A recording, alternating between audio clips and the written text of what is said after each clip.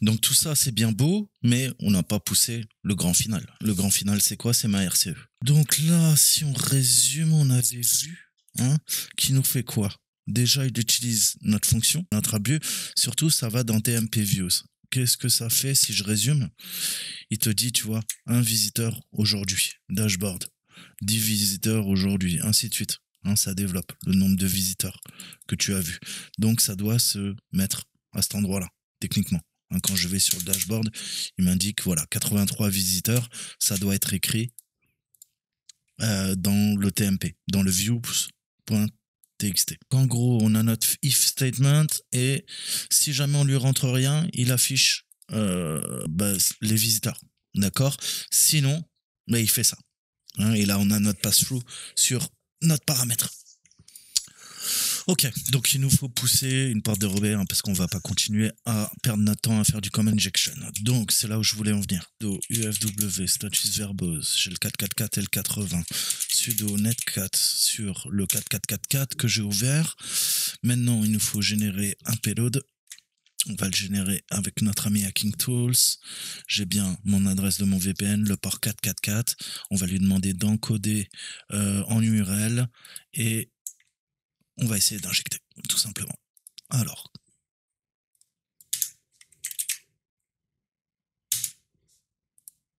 Bon, bref. Des fois, il faudra que vous ajoutiez le bin.bash. D'accord? Pour qu'ils comprennent bien, si vous voulez. Donc là, on a poussé un reverse shell. ls. Ok. On a notre robot.txt. Est-ce qu'on peut sortir? On a notre bin. Yes. On va dans home. On commence à faire notre reco. Le shell a l'air stabilisé. Est-ce qu'il me trouve Python 3? Non. Il n'est pas tout à fait stabilisé. Donc là, on voit qu'on récupère notre shell, hein, mais il est instable. Donc il va falloir qu'on l'upgrade hein, pour continuer notre attaque, puisque sinon on ne peut pas pivoter avec un shell instable. Hein, d'accord? Là, c'est une machine. Il y en a encore plein, des machines à pirater. Donc, il faut qu'on continue ce processus. En tout cas, on a notre foothold, notre gain d'accès initial. Donc, je vous mettrai l'article, hein, le blog de Ropnop, qui vous explique toutes les techniques, hein, comment upgrader d'un shell simple à un full interactive TTY, hein, ce qu'on appelle un pseudo terminal, mais complètement interactif. Le truc, c'est qu'il faut comprendre, hein, c'est encore une fois, ces techniques sont les siennes, mais pour la théorie, on a notre shell sur la box, mais il faut le stabiliser. D'accord? La plupart des stabilisations de shell, elles sont simples. On va utiliser des langages de programmation qui sont déjà présents sur la machine. Python, c'est le meilleur exemple. Mais là, tu vois que je peux pas l'appeler, ça l'a fait cracher. Mais certaines étapes peuvent prendre plus de temps, hein, et changer en fonction du shell. D'accord? C'est pas pareil si t'es sur quoi? Sur KSH, KSCH, CSH, SH, Bash ou ZSH. D'accord? Donc, il faudra faire vos recherches sur la stabilisation de shell. L'avantage que vous avez, c'est que si vous avez installé Hacking Tools, vous avez la demande de stabilisation de shell. Quoi, on a quoi? Là, mais là, on a les TTY. D'accord? Et ça vous dit ça. C'est exactement ce que ça vous dit. Hein. Pendant vos tests d'intrusion, vous allez obtenir des shells sans avoir le pseudo-terminal interactif. D'accord? Donc, il faut plus d'interaction sur le système et ces commandes vous permettent justement de spawner un TTY shell. C'est ce qu'on veut. C'est ce qu'on appelle upgrader un dumb shell, un shell abruti, instable, d'un shell pleinement fonctionnel, fully interactive, totalement interactif. D'accord? Et ça, il faudra le faire. Donc, tout va dépendre des packages. On peut utiliser du Python. On peut utiliser ce que vous voulez, hein, faire un appel système. Hein.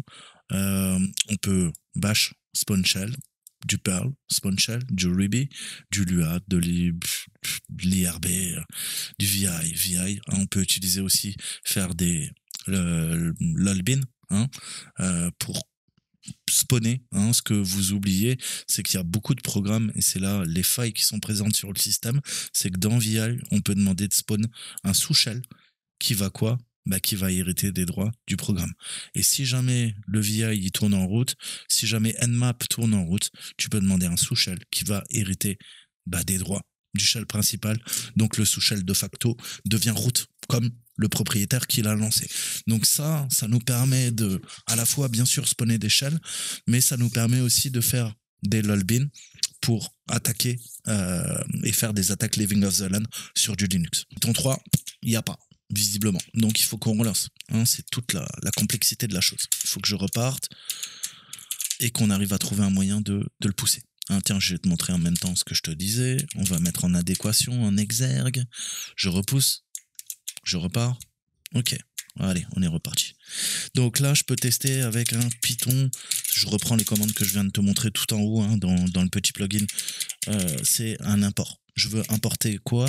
Un PTY. PTY, c'est un pseudo-terminal. D'accord? Pseudo-terminal TY. Ensuite, on veut quoi?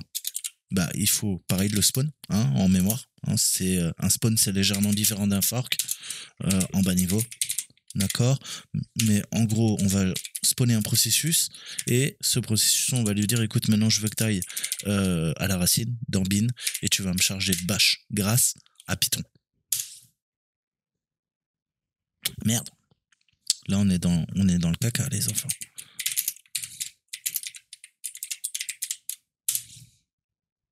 Vous voyez que là, il devrait me répondre. Il me répond pas. C'est que locate, common not found. Donc ça veut dire que au niveau de quoi? De mes variables d'environnement, il y a un petit souci. Voilà, ENV. Il manque.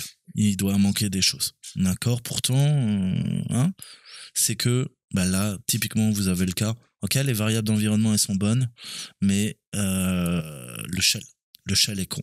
Il comprend pas. Il comprend pas et en plus, je suis www-data. D'accord? Donc il va falloir faire une escalade de privilèges. Mais déjà, on peut quoi? On peut aller dans Home, je vous disais, aller voir un petit peu ce qui se passe. Il n'y a rien. Ok. On peut pas aller dans Route, c'est sûr. Oui, no permission. Putain. C'est des users.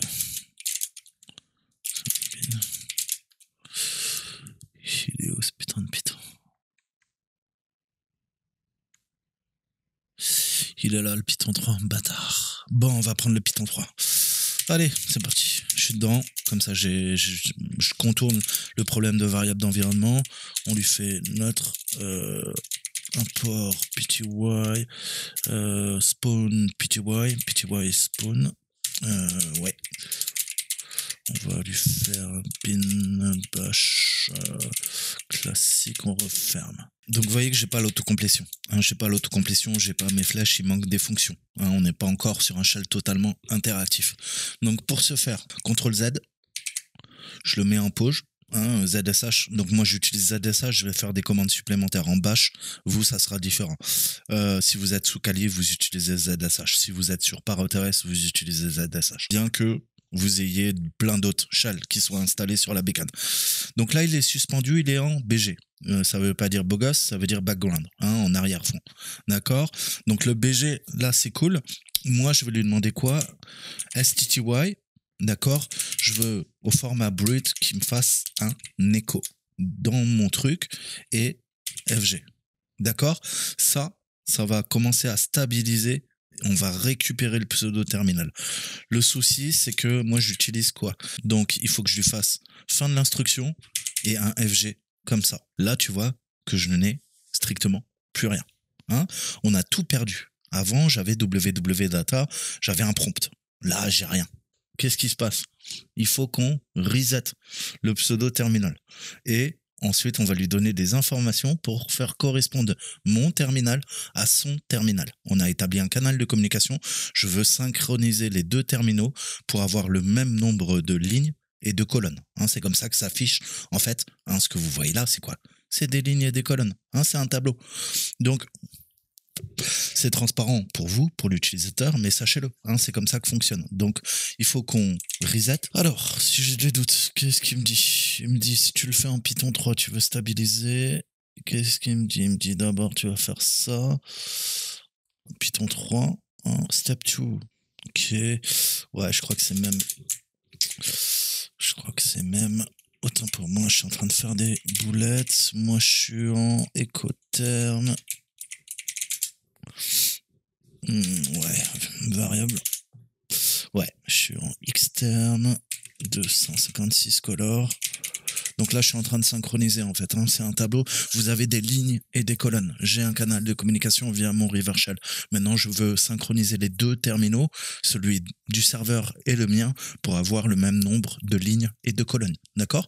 Pour que l'affichage soit fonctionnel et qu'on ait un truc complètement interactif. Rappel de commande et puis les touches, certaines fonctions, hein, les touches de les flèches du clavier, tout ça. D'accord? Ok. CTRL Z. Qu'est-ce qu'il nous dit ensuite? STTRO-FG. D'accord, donc vous pouvez le faire en 2 fois si vous êtes en bash. Moi je suis dans ZHH, donc c'est qu'une fois. Et on va essayer de lui caler le nombre de lignes et de colonnes classique. On va voir si ça passe, sinon il faudra faire un reset. Ça va être un bordel. Ok. J'ai toujours pas le rappel de commande. Ah, putain. Alors. Putain, c'est relou. Donc du coup, je vais te montrer Penelope RCE hein, que tu pourras utiliser si tu n'utilises pas les fonctions automatisées pour poutrer la machine. C'est une sorte de netcat améliorée. On va la lancer, mais je vais la lancer voilà, avec le U, sans upgrade. Pourquoi? Parce que je vais te montrer. Tu vois, donc ça écoute comme netcat. Jusque-là, tout va bien. Je repousse mon shell. Tout va bien. Pardon, je suis sur le même bureau. Donc là, tu vois, il essaye d'upgrader tout seul. C'est l'avantage que tu auras. Mais malheureusement, parfois, hein, il y a des complications. Hein. Tu as vu que j'ai essayé de bidouiller avec Python, ça ne marche pas non plus. Il a essayé de son côté, ça ne marche pas. Alors, un truc violent que tu peux tester, ça peut marcher, mais ça peut faire bugger complètement le shell. Mais tu vas avoir ton rappel de commande, tu vas avoir l'auto-tabulation, tu vas pouvoir utiliser tes flèches. Mais l'affichage va être dégueulasse. À toi de voir, sinon tu essaies de stabiliser à la main. Hein, tu tapes sur Google et tu essaies de stabiliser d'une autre façon. D'accord? Mais là, pour les impératifs de la vidéo, tu as bien compris que je vais te montrer une technique de barbare. D'accord? Donc là, on va sortir. Je vais essayer de quitter ça, si je le peux. Et tu vois que c'est pas bon. Hein, ça fige. Donc, il faut même que je kill tout ça. Je vais sudo ps. Ouais, et c'est pas ça qu'on veut, c'est Penelope. D'accord, on va la shooter. On va lui faire un sudo kill9. Donc je le termine proprement en 3, 6, 2, 1. Voilà, je l'ai shooté. Bon, je l'ai shooté. Reprenons. Je le relance cette fois-ci avec U. U, tu l'empêches de tenter de stabiliser le shell. D'accord? De passer d'un dumb shell à un shell totalement interactif. Là, il va attendre la communication. Je la relance et tu vas voir qu'on va se retrouver avec un truc. Voilà. Tu vois qu'on se retrouve avec un truc beaucoup plus moche. Mais là, techniquement, j'ai mon shell. D'accord? J'ai mon shell. Je fais entrer, je vais me retrouver sur admin. Mais tu vois qu'il est mal formaté. Déjà, ça commence à bugger. Donc, ce que tu peux faire, c'est aller dans Extra. Et dans Extra, tu vas lancer cette commande. D'accord? Tu mets ta souris sur le bon shell et ça va rentrer les commandes pour toi en mode vénère. Ok? Il fait un upgrade, tu vois, mais là, quoi? Ça marche pas. Pourquoi ça marche pas? Pareil, je te montre tous les cas de figure, hein, que tu comprennes bien. PS, non pas semi-autoricon, PS Penelope. Donc je vais le re-shooter, tu as bien compris. Sudo. Vous y êtes, c'est les quais. Merci pour la balade. Eh, ils sont où mes 20 $? Tu peux attendre 2 secondes? Pauvre merde. Voilà. On va se focaliser là-dessus sur cette vidéo. Elle sera assez courte, hein, mais c'est pour que vous compreniez parce que c'est chiant. Non, non, s'il vous plaît, je vous jure que je peux pas. Je vous jure que je ne peux pas. Moi non plus. Je suis pas venue ici pour souffrir, ok? À stabiliser parfois l'échelle. La plupart de vos CTF, vous faites ça en quelques secondes. Là, vous avez un exemple concret où il faut apprendre à stabiliser et c'est parfois très dur. Donc je relance la commande. Donc je suis obligé de fermer le programme. Je vais rouvrir une fenêtre. D'accord. Je vais Penelope. Relance la connexion. On récupère à nouveau notre River Shell. Là, je vais faire entrer. Et tu vois, là, je récupère mon prompt. Et c'est ça qui fait toute la différence.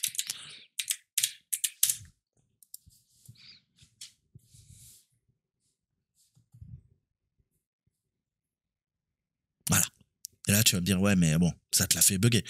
Ça me l'a fait bugger, certes, mais maintenant, j'ai l'autocomplétion. Alors oui, c'est dégueulasse, mais ça a fait le taf, te plains pas.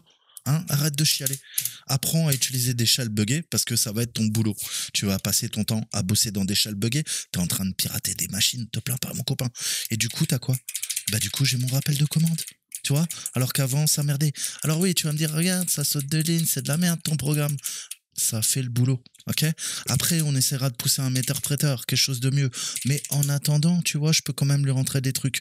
Et je peux quoi? Je peux quand même lui demander, par exemple, de me connecter, quoi, en tant que route, donc user root à la machine. Alors que, en principe, je me serais fait jeter. Là, tu vois que je peux rentrer un mot de passe. Avant, tout ça, c'était impossible. D'accord?